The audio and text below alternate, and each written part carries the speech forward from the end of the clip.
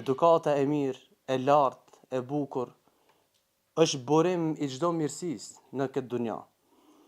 Mirë po fatkeqësisht është një cilësi të cilës shumë njerëz, veçanërisht besimtarët, e neglizhojnë dhe nuk janë të kujdesshëm.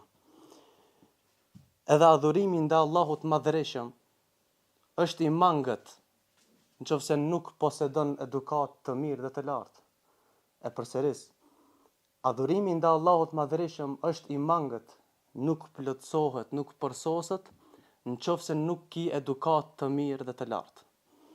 Thot Enes ibn Malik, Allahu qoftë i kënaqur prej tij, me të vërtetë robi i Allahut e arrin me moralin e tij të mirë shkallën më të lartë në xhennet.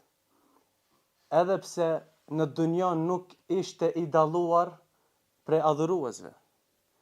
Dhe me të vërtetë se robi i Allahut me moralin e tij të keq arrin në nivelin më të ulët në xhenem, edhe pse ishte prej adhuruesve të dalluar.